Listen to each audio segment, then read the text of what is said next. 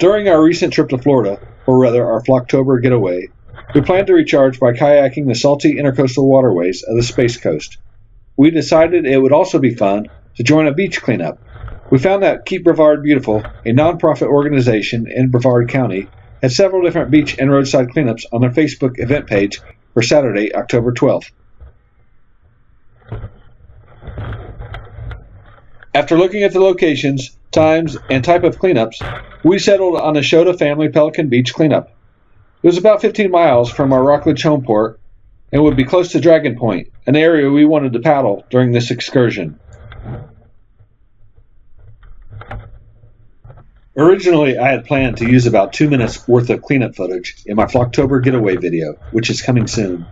But as I kept adding short clips of trash that I picked up, I ended up with a 7.5-minute video. I could have cut it short and included it in that video, but I decided this plastic epidemic really should have a video of its own to highlight just how bad it is. When we first hit the beach, armed with trash grabbers, buckets, and latex gloves, I expected to find water and soda bottles, beer cans, cigarette butts, and a few broken beach toys.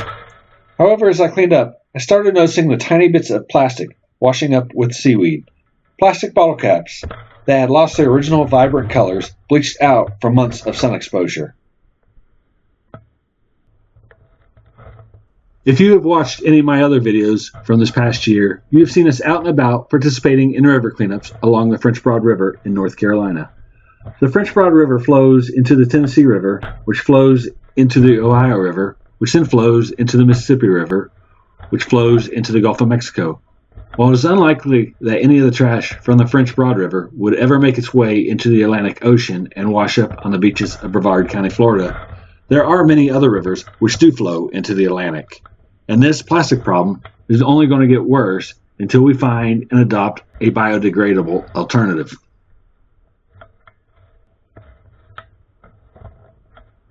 There are many ways to make a difference in combating the plastic problem.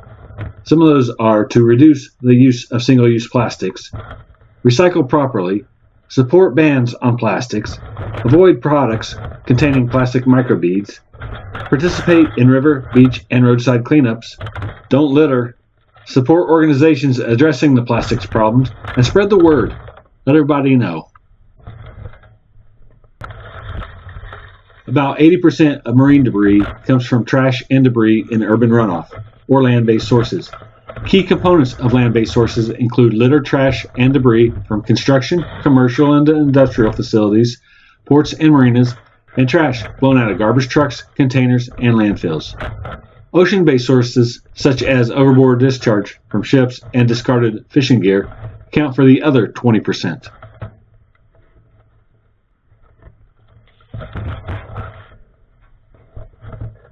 Plastics affect our aquatic wildlife. Sea turtles mistakenly eat plastic bags that they confuse with jellyfish. Seabirds, whales, dolphins, and other marine animals often turn up dead with stomach full of plastic.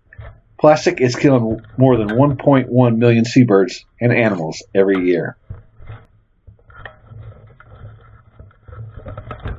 It is estimated that more than 8 million tons of plastic is dumped into our oceans every year, and by the year 2050, the oceans could have more plastic than fish.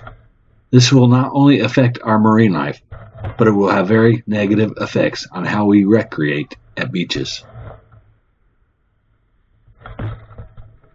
The time for change is now. Urge companies to use environmental-friendly packaging.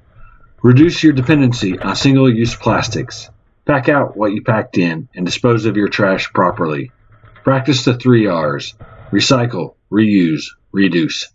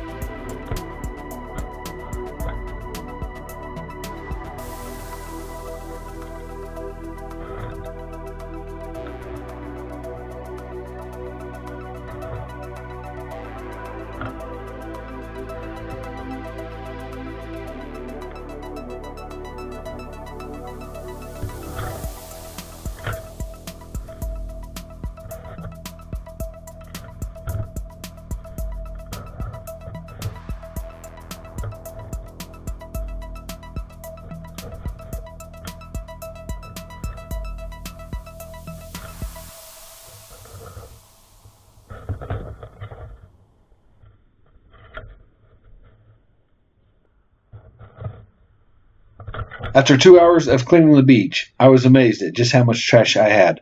There were over 30 volunteers I had seen walking the beach, each with their own bucket filled with trash. Trash that should have been disposed of properly. Trash that, if not had been picked up, would have been pulled back into the ocean during the next high tide. The plastics would have broken down over time and possibly found its way into a fish's stomach, killing more marine life. I want to thank the Shoda family for working with Keep Brevard Beautiful to have this cleanup once a month at Pelican Beach.